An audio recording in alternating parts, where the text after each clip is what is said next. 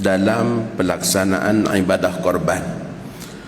Buku kecil ni tuan-tuan saya keluarkan adalah dengan tujuan menjadi rujukan kepada kaum muslimin dan muslimat, sebab waktu kita buat mengaji macam ni ada orang dia tak ikut, tetapi pada hari buat korban dia yang paling hero tuan-tuan. Ya, dia yang paling hero. Yang tu dia langgar, yang ni dia langgar, yang ni dia tarik, yang tu dia ambil. Maka pada ketika itu susah untuk kita tegur orang-orang yang macam tu. Tapi kalaulah masing-masing jemaah pakat mengaji, masing-masing jemaah ada kitab rujukan, kita boleh jadikan panduan. Kadang-kadang saat kita menyampaikan teguran, orang kata selama ni dah ubat boleh aja, kenapa sekarang tak boleh? Contohnya, ya dulu-dulu boleh aja. Ya, maka dengan sebab itulah perlu adanya sebuah kitab sebagai panduan, yang mana setiap kenyataan dalam kitab ni tuan-tuan boleh tengok kat bawah tu saya akan letak nama kitab ambilan mazhab Syafi'i. Ya, lihat Hasyiah Bajuri, lihat Bujairimi, lihat Mughni Mukhtash, lihat Majmu', ya, lihat I'anatul Talibin. Maksudnya apa? Tak ada satu pun kenyataan daripada diri saya sendiri, ya, daripada kami yang mengarang kitab ni, ya, yang tujuannya untuk menjadi rujukan, tujuannya untuk menjadi, kita katakan, panduan, ya, yang mudah-mudahan kalau kita balik kampung pun kita tengok cara pelaksanaan tu rasa macam tak tepat, kita boleh bawa muzakarah dan bincang, tengok balik isi kandungan kitab ni, apa yang disebut oleh para alim ulama. Kitab ni tuan-tuan, siapa yang nak nanti ya, sediakanlah bayarannya kepada jawatan kuasa masjid RM20, yang tak nak pulangkan balik, ya. Jadi yang tak nak tu jangan conteng lah, ya, pulangkan balik nanti. Baik, kita langsung pergi pada halaman yang ke-6. Pengertian udhiyah yang dikatakan korban tu, ia dalam bahasa Arab udhiyah. Pada bahasa ialah nama bagi binatang yang disembelih dengannya, iaitu pada hari Aidil Adha. Udhiyah itu sendiri diambil daripada perkataan dahwah ataupun duha. Sebab apa diambil daripada perkataan dahwah atau duha? Sebab afdal menyembelih binatang korban itu pada awal masuknya pada waktu duha. Ya, maka korban ni ialah udhiyah itu nama bagi binatang yang disembelih pada waktu duha asal-asalnya, maka dengan sebab itu dinamakan udhiyah. Manakala pada syarak ialah apa yang disembelih dari binatang ternak pada hari raya Aidil Adha, sehinggalah hari tasyrik yang terakhir dengan niat mendekatkan diri kepada Allah. Hari tasyrik ikut mazhab kita 11 dan 12 Zulhijjah dan 13 Zulhijjah. Hari tasyrik mengikut mazhab Hanafi 11 dan 12 saja. Maka dengan sebab itu tuan-tuan, yang kita katakan tadi, ada orang ketika mana pembekal hantar lembu, kadang-kadang pembekal ni sengaja hantar lembu tengah malam tuan-tuan. Yang duk hantar tengah malam ni lah yang selalu kita duk kena. Ya, yang kita pergi tengok, yang kita pergi tender, yang kita pergi tunjuk, semua gemuk-gemuk besar-besar. Tapi saat hantar tengah malam, katanya payah yang besar duk depan, nak turunkan payah. Akhirnya yang kecil-kecil diturunkan pada kita. Tak apa lagi, kadang-kadang ada pula yang sampai bahagian daripada telinganya sumbing, ya, terpotong, sumbing. Mazhab Syafi'i tak sah buat korban dengan yang sumbing telinga. Maka pada ketika itu tak apa, AJK kata kita taklid dengan mazhab Hanafi. Mazhab Hanafi kata sah berkorban dengan yang sumbing telinga. Alhamdulillah, AJK faham hukum, boleh taklid. Kita pun terbuka boleh taklid. Tapi kalau nak taklid, jangan sembelih hari 13. Ya, sebab hari 13 tak sah mengikut mazhab Hanafi. Mazhab Hanafi, ya, hari tasyriknya 11 dan 12 saja. Maka menyembelih korban pada hari 13 tidak sah. Mazhab Hanafi, waktu sembelih wajib baca bismillah. Tak baca bismillah juga sembelihan tadi tidak sah. Tukang sembelih juga kena tahu. Kalau nak taklid, tukang sembelih juga kena tahu. Maka inilah praktis hukum hakam yang kita kena ya ambil maklum. Ya, apabila dalam satu-satu situasi kita kata terpaksa bertaklid kepada mazhab yang lain, maka pada ketika itu kita kena tahu juga apa syarat dan juga apa kaedah di dalam mazhab tersebut, supaya tidaklah ibadah kita ya bercampur bau antara yang boleh dan tak boleh mengikut mazhab yang berbeza. Baik, pensyariatan ibadah korban ni disyariatkan pada tahun kedua daripada hijrah Rasulullah sallallahu alaihi wasallam. Sebagaimana banyak daripada ibadah-ibadah dalam Islam ni disyariatkan pada tahun kedua hijrah. Dan tuan-tuan, sejak daripada disyariatkan, Nabi kita tak pernah tinggal ibadah korban. Ya, Nabi kita tak pernah tinggalkan ibadah korban sejak ia disyariatkan. Bahkan pada kali terakhir Nabi kita berkorban, baginda sallallahu alaihi wasallam berkorban dengan 100 ekor unta. Masya Allah tuan-tuan, bukan seekor, 100 ekor unta. Itu kali terakhir Nabi kita buat korban. Dan baginda sendiri yang menyembelih sebanyak 63 ekor daripada 100 tadi. Bakinya disembelih oleh Sayyidina Ali bin Abi Talib. Itulah korban terakhir Rasulullah sallallahu alaihi wasallam. Dengan erti kata, ibadah korban ni siapa yang mampu buat lebih silakan. Ya, kita jangan duk komplain nak menunjuk dah tu, kat masjid pun buat, kat surau pun dia juga, kat kampung pun buat lagi. Ya. Sebab apa? Dia baru buat 3 ekor, Nabi kita buat 100 ekor. Masya-Allah. Ya. Bahkan masya-Allah sahabat Nabi bernama Hakim bin Hizam melakukan korban dengan 1000 ekor kambing. Masya-Allah tuan-tuan. Kita baru duk timbang tara seko antara jadi tak jadi. Sudahnya tak jadi tuan-tuan. Ya. Baru seko. Hakim bin Hizam buat 1000 ekor. Ya, ibadah korban. Setiap tahun, masya-Allah. Baik, ibadah korban ini dari segi pensyariatannya sudah jelas daripada Al-Quran, daripada Al-Hadis dan juga daripada ijma' para ulama. Dari Al-Quran kita boleh dapati pada halaman yang ke-8 tu, saya agak laju sikit tuan-tuan. Ya, sebab apa? Sebab kita hanya ada 3 kali, 3 majlis, dan kita nak khatamkan kitab ni. Maka pada hari ini saya fokuskan pada hukum hakam. Hari yang berikutnya mungkin saya akan fokuskan pula pada masalah wakalah dan pembelian lembu serta jenis-jenis binatang yang boleh dikorbankan. Pada yang berikutnya, yang kali ketiga, ialah praktis pelaksanaan. Semua penting tuan-tuan. Ini sebab dia ada syarat, dia ada syarat sah dan dia ada rukun-rukun dia. Dan begitulah juga nanti penghujungnya nanti. Ya, salah satu daripada perkara yang tak diambil berat oleh masyarakat kita suatu masa dahulu, harap-harap tak berlaku di sini. Kalau berlaku pun tuan-tuan, maksudnya itu kisah yang lalu, kita cuba betulkan pada korban yang akan datang. Ya, pada setiap binatang korban, apabila ada 7 nama, maka padanya ada 7 sedekah wajib.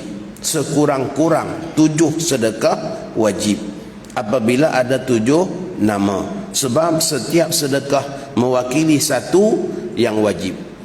Korban sunat, tapi bila nak sedekah ada yang wajib, iaitu bahagian fakir miskin. Ya, ada setengah-setengah tempat dia sembelih 5 ekor lembu, kemudian diuruskan kesemuanya sekali, kemudian dilonggokkan daging sebanyak-banyaknya, barulah dia buat pengagihan. Okey, kita ada 5 lembu yang kita uruskan hari ini, 5 darab 7, 35. Maka 35 ni adalah bahagian yang wajib contohnya.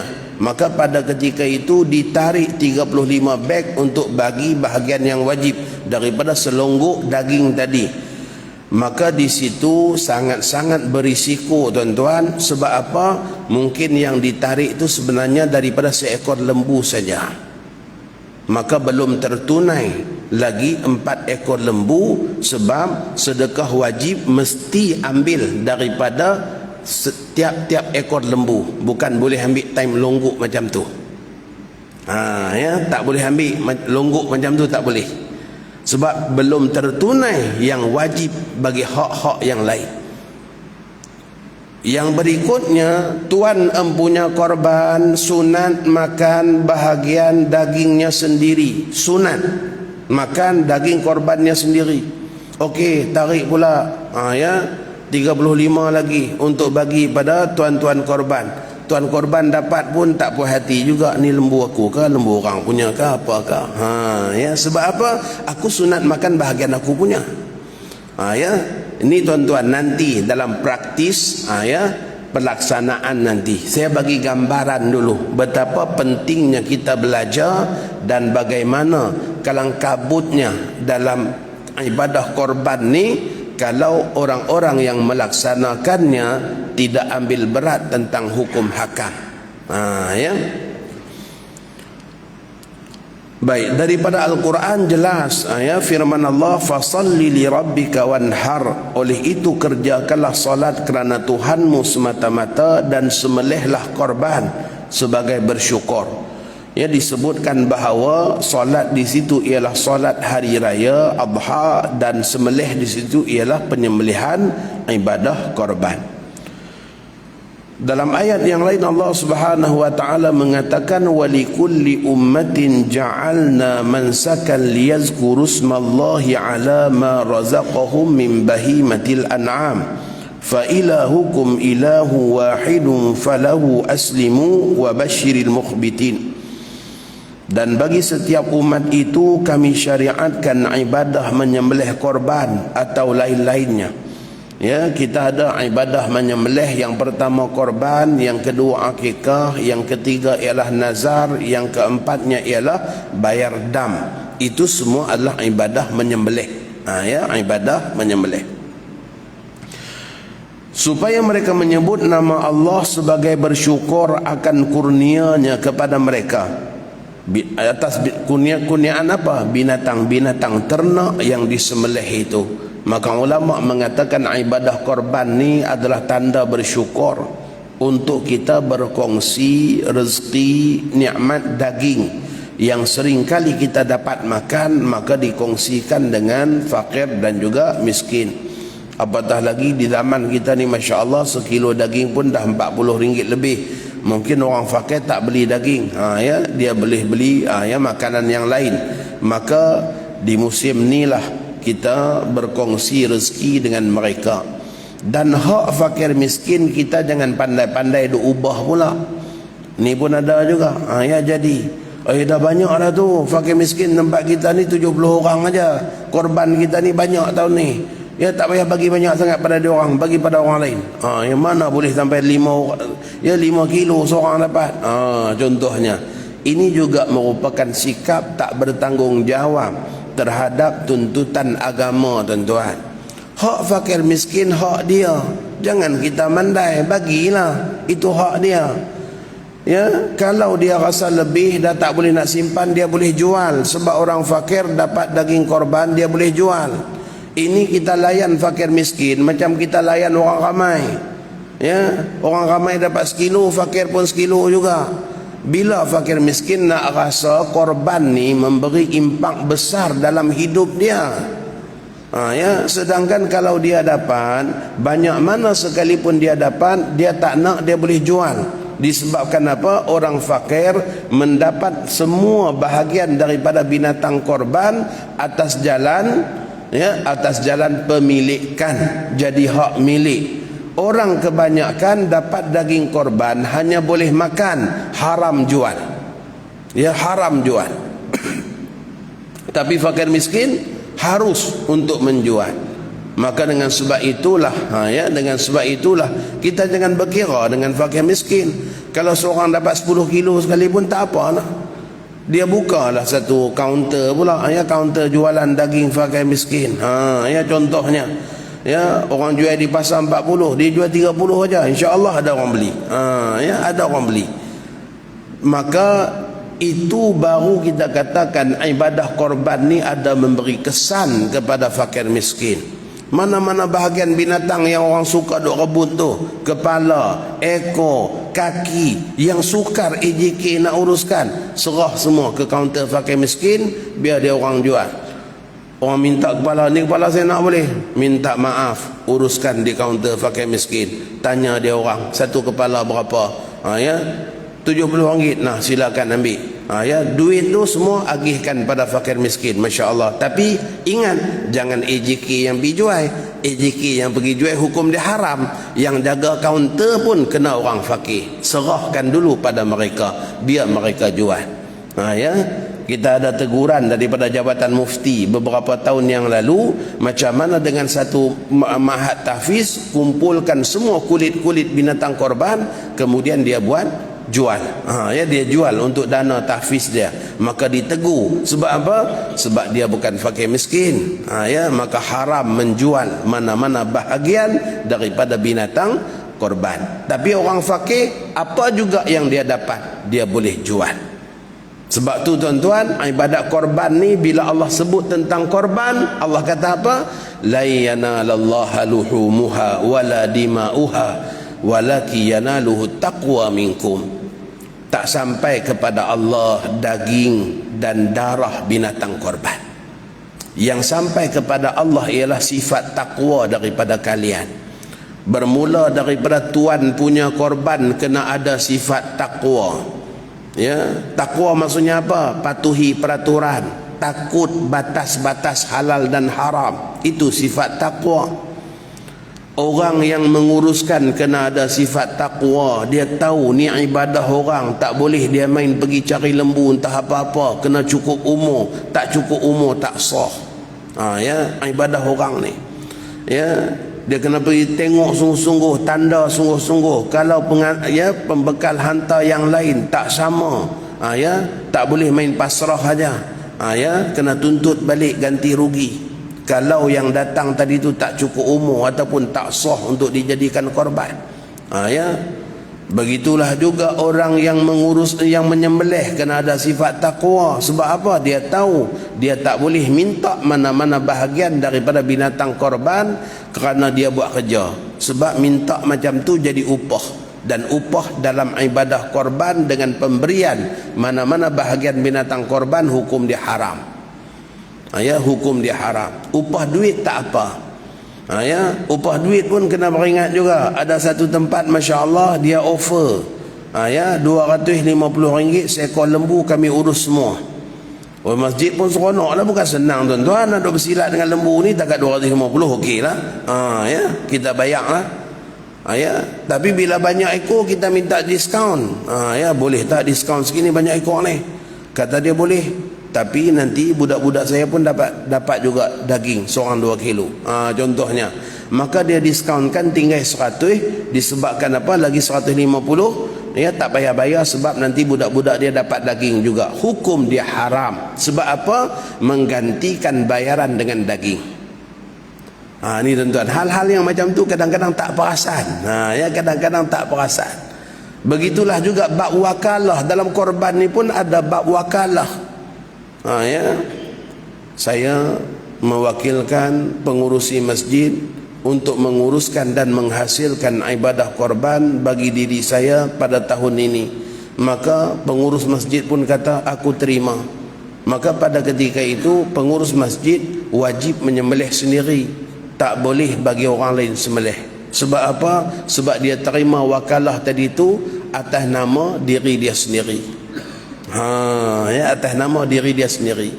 Maka bila dia wakilkan pada orang lain tak boleh. Tidak boleh wakalah atas nama wakalah. Wakil atas wakil tak boleh. Masya Allah. Maka dalam bab korban tapi ada nanti bab wakalah, bab wakil mewakil dalam menyembelih. Banyak tuan-tuan. Ya, maka sebab tu sifat takwa kena ada dalam praktis pelaksanaan ni. Ya, sifat takwa kena ada. Maka tak jadilah ya, tiba-tiba aja tengok dah budak duk bawa ekor pergi masuk motor dah. Apa tu? Ni ayah suruh simpan kata dia. Ya. Ayah suruh simpan. Mai sini kata. Simpan dekat sini bukan simpan dekat motor. Ya. Jadi semua tu nak kena belajar, nak kena ambil tahu. Sebagaimana saya katakan, waktu kita buat mengaji macam ni kadang-kadang mereka tak ikut, tapi waktu hari korban dia paling hero tuan-tuan. Ya.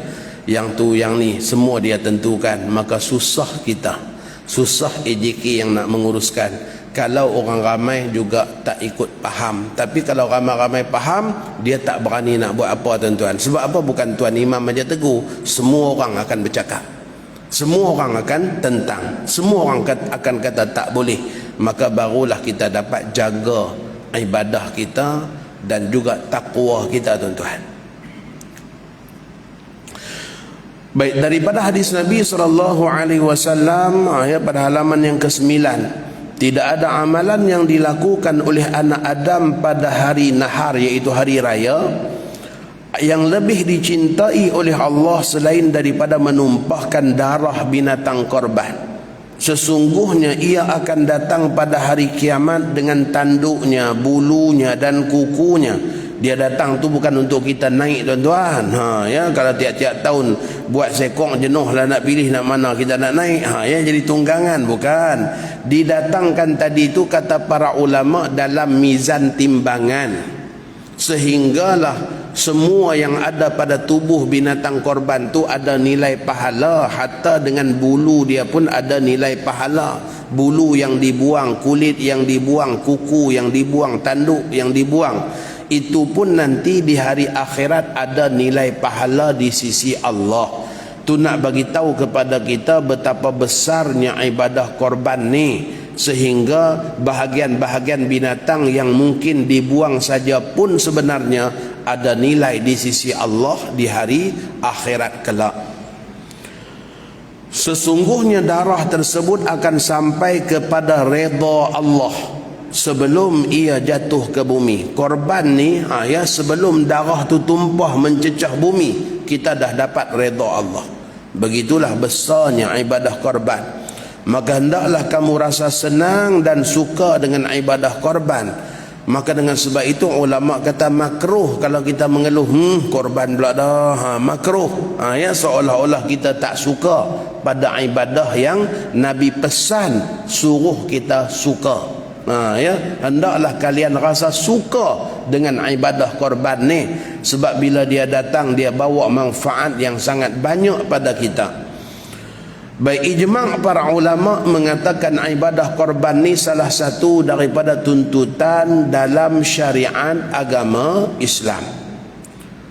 Baik,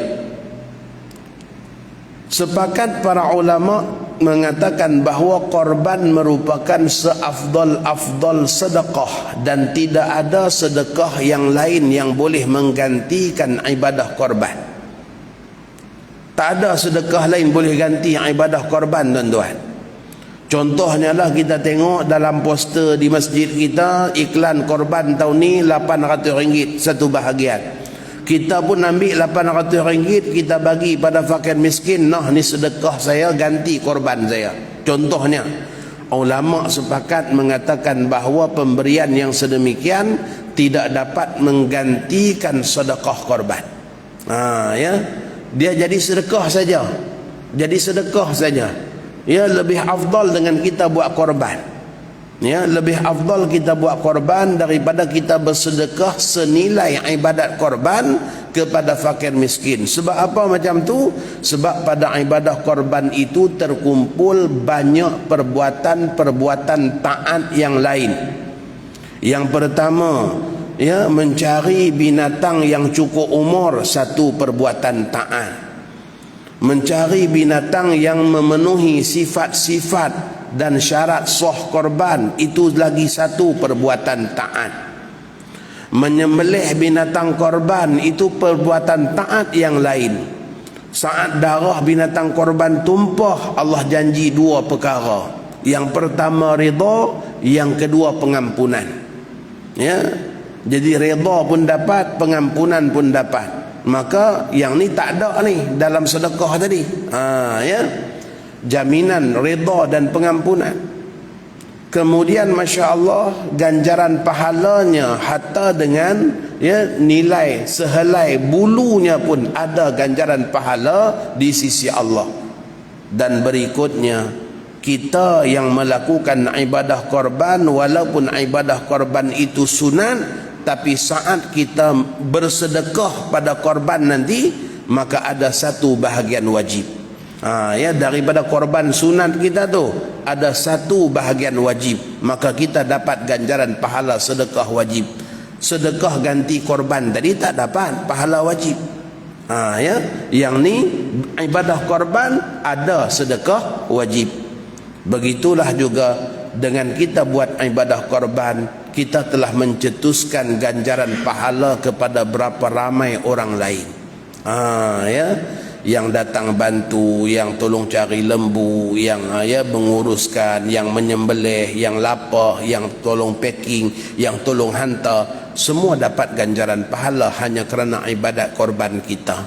Maka dengan sebab itu, satu ibadah korban tak dapat digantikan dengan nilai sedekah-sedekah lain. Maka dengan sebab itulah bila masuk musim korban, ibadah inilah yang paling afdal, sedekah inilah yang paling afdal, sehingga ibadah korban itu tak boleh diganti dengan mana-mana sedekah yang lain, kerana besarnya kemuliaan ibadah korban. Baik, kita tengok pada halaman yang ke-11. Kata pengarang, hiya sunnatun muakkadatun. Ibadah korban ni merupakan sunat muakkad. Sunat muakkad. Dalam mazhab kita, sunat muakkad. Dalam mazhab Imam Abu Hanifah, wajib. Dalam mazhab Maliki juga, wajib. Maka orang yang bersikap wara' hukum, dia tidak akan tinggalkan satu-satu ibadah yang dianggap sunat dalam mazhab kita tetapi wajib dalam mazhab lain, kerana bersikap wara' dalam menjaga hukum. Maka apabila kita ketahui bahawa ibadah korban ni sunat muakkad dalam mazhab kita tetapi wajib dalam mazhab-mazhab yang lain, maka pada ketika itu adalah utama kita tidak meninggalkannya.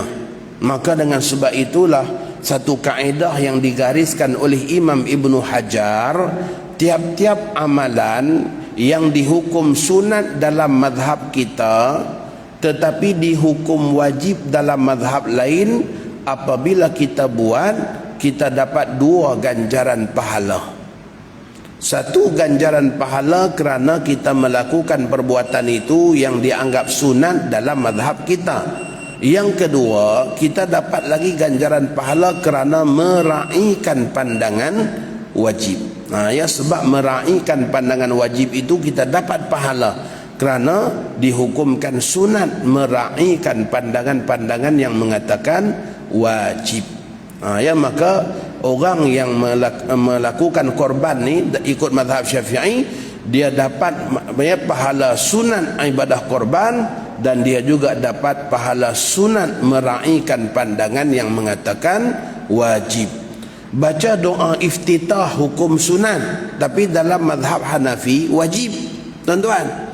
Maka bila kita baca doa iftitah waktu kita solat tadi, maka pada ketika itu kita dapat dua pahala. Satu pahala sunat membaca, satu lagi pahala sunat kerana meraihkan pandangan wajib. Maka begitulah sikap kita pada perkara-perkara yang dihukum sunat dalam mazhab kita tetapi dihukum wajib dalam mazhab yang lain. Baik.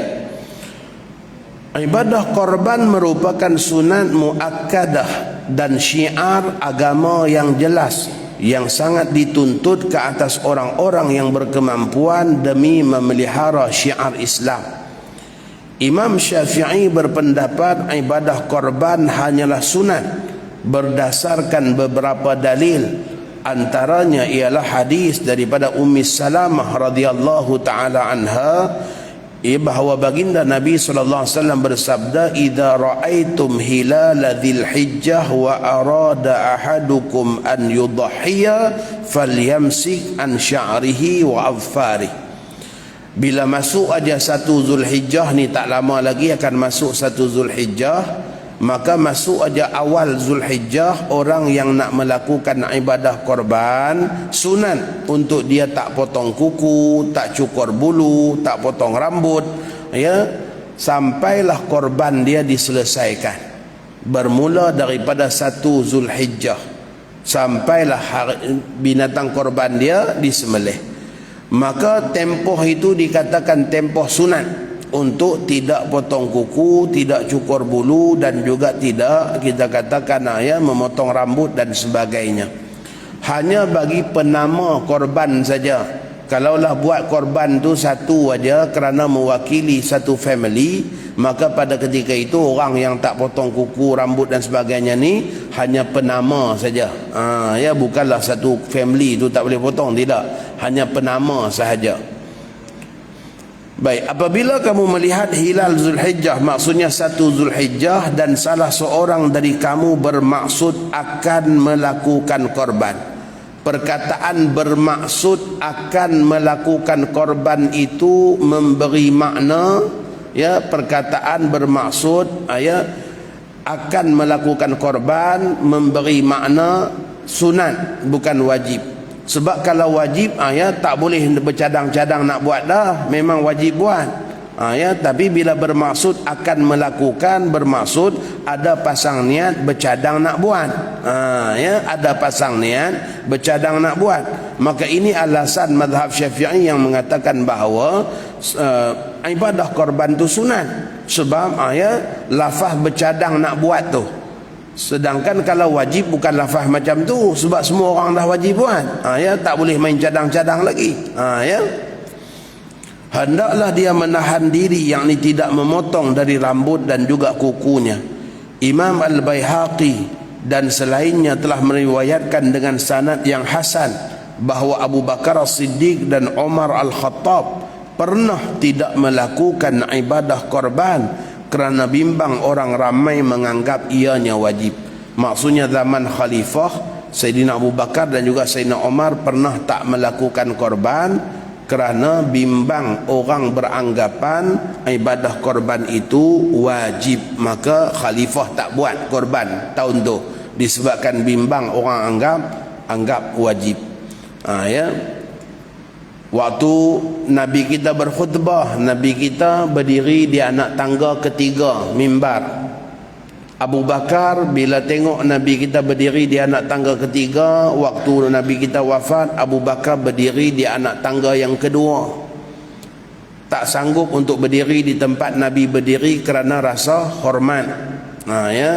Ihtiram, menghormati tempat Rasulullah tu. Maka dia tak berdiri di tempat Nabi kita berdiri.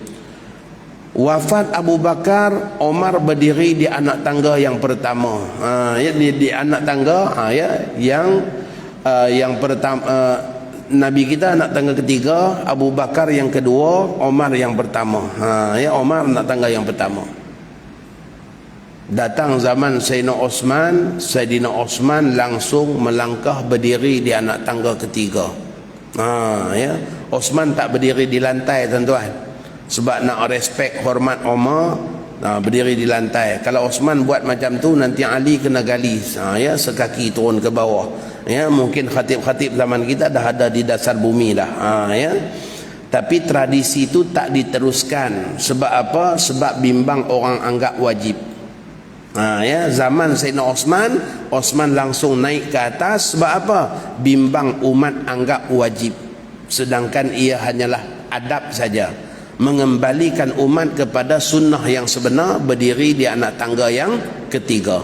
Sebab apa? Tradisi turun tu bimbang umat anggap wajib. Begitulah kita lihat betapa faqihnya para sahabat, betapa alimnya para sahabat dalam hukum hakam, sehingga masya-Allah para sahabat ridwanullah alaihim ajma'in, mereka sangat prihatin, bimbang tindakan-tindakan mereka tu memberi kesan kepada masyarakat. Ya, maka Sayyidina Abu Bakar dan Omar pernah tak buat korban. Sebab apa? Kerana bimbang orang beranggapan korban wajib. Bila Nabi tak pernah tinggal seumur hidup, khalifah pun semuanya buat tiap-tiap tahun, maka pada ketika itu nanti orang akan anggap wajib. Maka pernah Omar tak melakukan korban. Begitu juga Sayyidina Abu Bakar di zaman pemerintahannya tak buat korban untuk diri dia sendiri. Ya, kenapa? Kerana bimbang orang beranggapan wajib. Baik, orang yang disunatkan melakukan ibadah korban, yang pertama ialah Islam, syarat dia. Maka tak sah korban orang yang bukan Islam. Ya, di masjid apa? Allahumma salli ala sayyidina Muhammad. Ya, di Kuantan. Temerloh Jaya, masya-Allah. Ya, ada seorang Fulan bin Fulan ni, dia bukan Islam, tiap-tiap tahun dia akan bagi lembu. Sebab apa? Nak tumpang buat korban. Tak kepening tuan-tuan. Ya, tak pening. Ya, tak apalah, saya bagi je, kata dia. Sembelihlah bagi makan orang ramai. Jadi perlu diperjelaskanlah, maka tak jadi korban. Ya, takat sembelih bagi makan orang ramai, okeylah. Ya, tapi tak jadilah ibadah korban. Hibah pemberian orang bukan Islam kita boleh terima. Ya, kita boleh terima, tapi tak jadi korban kalau dia buat kita katakan korban atas nama dia. Disembelih binatang tadi itu dengan nama korban dia, maka hukumnya tidak sah. Tetapi kalau dia kata saya bagi saja, terserahlah pada tuan-tuan nak letak nama siapa, ya, untuk buat ibadah tuan-tuan, maka pada ketika itu boleh saja dengan jawatan kuasa, ya, menentukan sesiapa sebagai penama kepada binatang tadi, lalu disembelih, ya, atas nama orang-orang Islam tersebut, maka hukumnya sah. Ya, macam kita katakan, ya, dalam masyarakat majmuk kita ni kadang-kadang, ya, orang-orang politik pun dalam kalangan orang-orang bukan Islam pun musim korban ni pun dia pun telajak nak korban juga. Ya, kebau sampai 3-4 ekor hantar ke masjid. Ya, kalau sembelih atas nama dia memang tak sah lah korban tu. Ya, tetapi kalaulah jawatan kuasa telah pun, ya, menentukan, ya, hibah ni pemberian orang luar yang bukan Islam, tetapi dia hibah pada kita, kita nak bagi jadi sah ibadat pada binatang ni, maka pada ketika itu kita letak nama sekian-sekian. Ya, contohnya, maka pada ketika itu dari segi hukum boleh. Ya, sebagaimana garis panduan yang juga dikeluarkan oleh Jabatan Mufti Selangor, ya, berkenaan dengan lembu pemberian, ya, syarikat dan juga pemberian, ya, orang-orang bukan Islam. Maka pada ketika itu kalau dibuat atas nama, ya, atas nama orang-orang Islam, maka hukumnya sah. Begitu juga garis panduan yang dikeluarkan oleh, ya, Jabatan Agama Islam berkenaan dengan lembu pemberian kerajaan negeri, ya, yang mana dah diminta supaya amil-amil zakat letakkan 7 orang fakir miskin sebagai penama. Maka kita kena ikutlah tuan-tuan. Jangan jadi macam setengah-setengah tempat, ya, dapat lembu kerajaan negeri percuma tetapi dia pergi jual pula. Ya, ni kita nak letak nama ni, tapi siapa nak letak nama bayar 700, ya, bayar 500, murah sikit diskaun. Ya, korban biasa 800, tapi sebab nak bagi jadi korban dalam masa yang sama nak ambil untung juga, ya, 300. Tak boleh macam tu tuan-tuan. Ya, tak boleh macam tu. Duk pi jual pula, benda tu bukan hak kita. Ya, benda tu bukan hak kita. Kita mengurus saja. Ya, bukan hak kita. Baik, merdeka maka tidak sah, maka tidaklah dituntut korban ke atas seorang hamba, sebab semua harta bagi hamba ni adalah jadi hak milik tuan dia. Begitu juga tidak dituntut melakukan korban ke atas budak yang belum baligh, ya, anak yang belum baligh, ya, daripada harta anak tadi sendiri, maka tak sah korban. Ya, tak sah korban. Tapi kalau wali dia nak buat korban, ayah dia nak buat korban atas nama anak yang belum baligh tadi, maka hukumnya sah daripada harta wali tersebut. Ya, maka hukumnya boleh.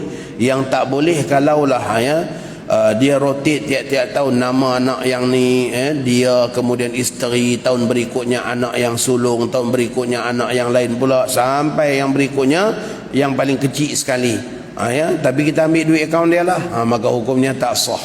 Ya, hukumnya tidak sah, mesti daripada harta wali tersebut barulah sah ibadah korban atas nama budak yang belum baligh. Kerana budak yang belum baligh ni dia tak dituntut pada ibadah, kata para ulama. Maka dengan sebab itulah kalau nak dibuat atas harta walinya maka dibolehkan. Mampu orang yang sunat melakukan korban dengan sunat muakkad alal kifayah, dengan erti kata memadalah satu family ada satu korban. Dalam hadis Nabi kita katakan, ayyuhan nas inna ala kulli ahli baitin fi kulli amin udhiyah, atas setiap isi keluarga, isi rumah, pada setiap tahun satu korban. Maka tak boleh kita bagi alasan tahun lepas dah buat dah, tahun ni cuti dah dulu. Sebenarnya ia merupakan sunat muakkad yang dituntut setiap tahun. Sunat muakkad yang dituntut setiap tahun. Satu mewakili satu keluarga, satu isi rumah. Mewakili satu isi rumah. Maka apakah yang disyaratkan pada mampu? Dalam mazhab Syafi'i yang dikatakan seorang itu mampu ialah orang yang mempunyai lebihan wang dari keperluan dirinya dan orang yang berada di bawah jagaannya dari segi makan, pakai dan tempat tinggal sepanjang hari raya Adha dan 3 hari Tasyrik. Dia cukup makan 4 hari itu, raya pertama dan 3 hari lagi Tasyrik. Makan, pakai semua dah cukup, kemudian ada duit lebih. Yang mana duit lebih tadi itu cukup untuk satu ibadat korban, maka pada ketika itu makruh kalau dia tak buat. Bukan cukup makan sebulan, cukup makan 4 hari. Dan ada lebih, yang mana lebih tadi itu cukup untuk satu ibadah korban, maka pada ketika itu makruh kalau dia meninggalkan ibadah korban untuk mewakili keluarga dia sampai langsung tak buat. Maka seluruh ahli keluarga menanggung hukum makruh. Tapi kalau saat dah ada seorang yang buat, maka terangkat hukum makruh atas seluruh ahli keluarga yang lain. Begitulah maksud sunat muakkad. Baik, tambahan berkorban untuk orang lain. Ini masalah-masalah yang sering kali jadi, maka saya datangkan maklumat-maklumat tambahan. Tidak boleh berkorban untuk orang lain yang masih hidup tanpa izinnya, kerana korban itu satu ibadah yang mesti diniatkan dan izin dari seorang mewakili niatnya dalam ibadah. Dan asalnya ibadah tidak boleh dikerjakan untuk orang lain kecuali didapati dalil yang membolehkannya. Apalagi bila tiada keizinan, maka tidak boleh berkorban untuknya. Kita ni tiap-tiap tahun duk buat korban, kemudian teringat kakak di kampung tak pernah buat korban, maka buatlah satu atas nama kakak saya tanpa minta izin dia. Hukumnya tidak sah. Hukumnya tidak sah. Kalau nak buat macam tu kena minta izin. Kalau buat macam tu kena minta izin. Tanpa keizinan dia maka tidak sah. Sebab apa? Hukum ibadah korban ni dia wajib berniat. Maka izin seseorang itu mewakili niat dia. Izin seseorang tu mewakili niat dia. Baik, berkorban untuk orang yang dah meninggal dunia. Kadang-kadang kita AJK yang mengurus ni tuan-tuan, bila kita tengok senarai nama fulan, tiba-tiba almarhumah fulanah binti fulan. Maka pada ketika itu kita pun ni macam mana pula ada orang mati seorang ni. Jadi penama ni. Maka kita kena tahu hukum, kena panggil orang tu, dapatkan penjelasan dia. Sebab apa nak buat atas nama si mati ni? Si mati ada nazar ke? Sampai keluarga nak tunaikan nazar dia untuk ibadah korban? Tak ada. Si mati ada wasiat ke? Sebelum dia meninggal dunia dia wasiat, wajib anak-anak buat korban untuk dia tahun ni. Ada dia wasiat ke? Tak ada juga. Ya, maka pada ketika itu tak boleh nak buat korban kalau tanpa wasiat, tanpa nazar, ya, daripada si mati. Pendapat yang muktamad ialah tidak harus berkorban untuk orang yang sudah meninggal dunia kecuali ada wasiat, kerana wasiat dari si mati mewakili izin dia. Ya, kecuali ada wasiat. Dan wasiat ni pecah dua, tuan-tuan. Wasiat ni pecah dua. Kalaulah si mati tadi tu dia berwasiat dalam hal keadaan dia meninggalkan harta untuk diwarisi, ya, maka pada ketika itu wajib ahli keluarga dia buat korban atas nama dia kerana wasiat dia, kalau dia tinggalkan harta. Tapi kalaulah dengan si mati itu dia berwasiat tapi habuk sekupang pun tak tinggal, ya, sesin pun tak ada dia tinggalkan pada keluarga, ya, habis semua dah segala harta dia infak, dia bagi anak yatim, dia bagi apa semua, tukar nama habis bila, ya, tiba-tiba meninggal wasiat pula, nanti buat korban untuk aku. Kata keluarga kami pun terkorban banyak dah ni, ya, kata keluarga sebab apa?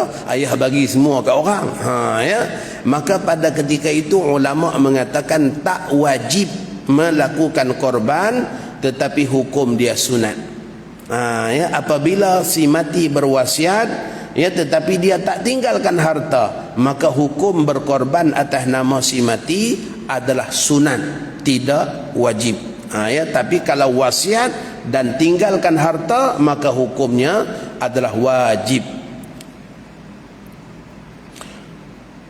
Jika ada wasiat dari si mati, maka bolehlah berkorban untuknya dan wajib bersedekah semua bahagian korban itu kepada fakir miskin. Korban yang dibuat dengan korban wajib atas nama si mati, haram ahli keluarga makan daripada mana-mana bahagian binatang korban, kerana korban wajib ni fi hukmi zakah, sama seperti hukum zakat. Macam mana zakat kita tak boleh bagi pada anak kita, ya, pada keluarga kita, maka begitulah juga korban wajib kita tak boleh diberi kepada ahli keluarga. Tidak harus bagi orang yang berkorban itu dan bagi orang-orang yang kaya memakan daripadanya. Ada satu korban wajib aja, tuan-tuan, kita kena beringat semua. Ya, korban wajib ni semua sekali jadi hak fakir miskin. Tak boleh lagi diberi pada orang kebanyakan. Ya, hak fakir miskin semata. Kerana terhalang si mati daripada memberi izin makan. Sebab apa? Si mati tadi tu dia dah pun meninggal. Dia tak ada lagi untuk bagi izin pada orang lain makan tu. Ya, kecuali keizinan yang diberikan syarak, iaitu jadi hak fakir miskin. Maka fakir miskin boleh ambil, orang lain tak boleh. Boleh keluarga mengganti diri si mati dalam berkorban yang ditentukan dengan nazar, kerana hutang Allah lebih utama dibayar. Yang berikutnya, boleh juga buat korban atas nama si mati kalaulah si mati tadi bernazar untuk melakukan korban. Ya, dia beli, kalau zaman dulu-dulu dia beli seekor lembu, ya, setahun awal. Sebab apa? Sebab kalau beli musim korban nanti mahal. Maka dia, ya, bela sendiri, dia beri makan, ya. Maka dia bagi tahu anak dia, ayah nazar ni buat korban dengan lembu ni. Ya, dia bagi tahu anak dia. Tiba-tiba belum masuk musim korban, dia dulu terkorban. Ya, dia meninggal dulu. Ya, dia meninggal dulu. Maka bila masuk musim korban, wajib disembelih binatang tadi, ya, dengan melakukan ibadah korban bagi pihak si mati, kerana melunaskan nazar. Nazar termasuk dalam hukum hutang yang wajib dibayar. Saya rasa cukup dulu dekat tu, tuan-tuan. Ya, hampir sejam kita dah ni. Ada soalan, silakan.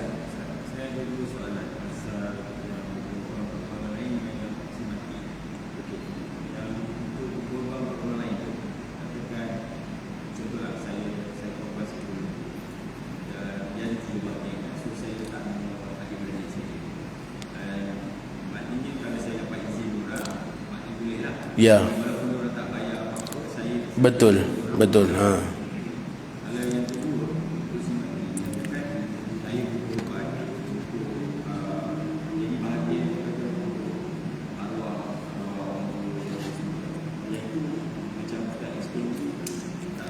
Tak boleh buat. Jadi macam mana? Dan sebab macam yang saya tahu macam budaya orang lain kita kata kita hormat untuk. Baik.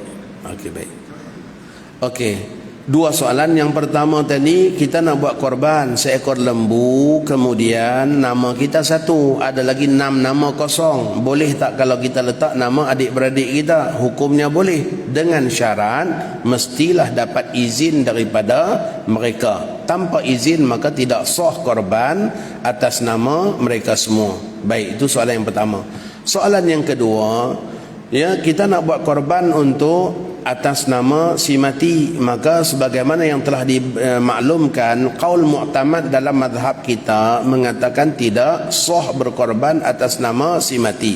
Namun dalam kitab Mughni Mukhtaj, Khatib Asy-Syarbini ada maklumkan, ya, ada qaul yang mengatakan boleh, tetapi ini bukan pandangan yang mu'tamad. Saya beritahu ni, ini pandangan dhaif. Pandangan yang mu'tamad, ulama mazhab Syafi'i mengatakan tidak sah melakukan ibadah korban atas nama si mati tanpa wasiat, tanpa nazar, ya, maka tidak sah. Baik. Jadi macam mana berlaku dalam budaya masyarakat kita yang selalu bila dia nak buat korban ni, dia kata ni korban untuk mak dia, korban untuk ayah dia dan sebagainya yang dah meninggal dunia. Maka untuk menyelesaikan masalah tersebut, ulama mengatakan boleh dengan kita melakukan korban atas nama kita, tetapi kita niatkan pahalanya untuk mak ayah kita. Itu lebih baik kerana keluar daripada masalah khilaf. Niat kongsi pahala memang dilakukan oleh Nabi kita. Baginda sallallahu alaihi wasallam, kata Sayyidina Abdullah bin Umar, pernah menyembelih seekor kibas putih yang bertanduk.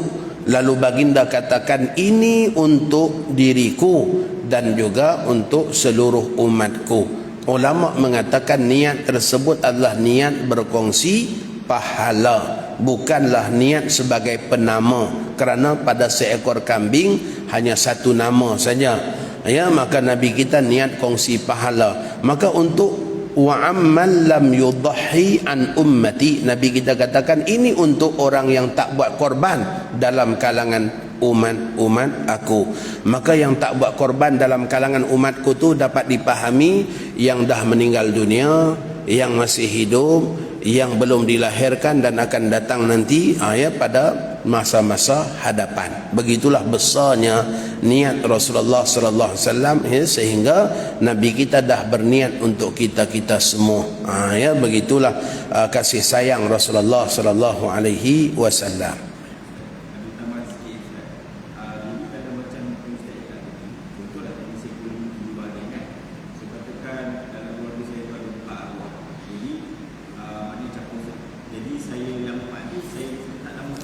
Betul. Wallahu a'lam. Soalan segera dulu. Okey, baik. Okey.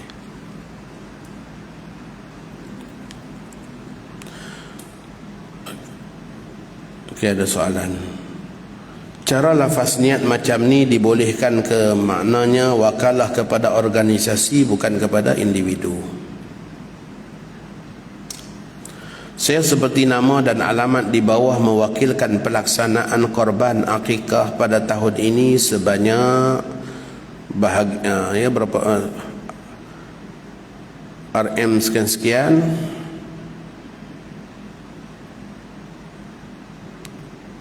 Kepada Ustaz Fulan,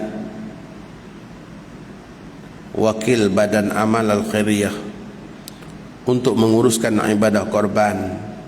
Ya, jadi kalau kepada Fulan bin Fulan dengan nama yang jelas, ya, sebagai wakil organisasinya, maka dia sebagai wakil kepada organisasi tersebut. Dengan erti kata organisasi ada leluasa hukum, ya, untuk melantik orang lain pula sebagai penyembelih, ya, sebagai penyembelih.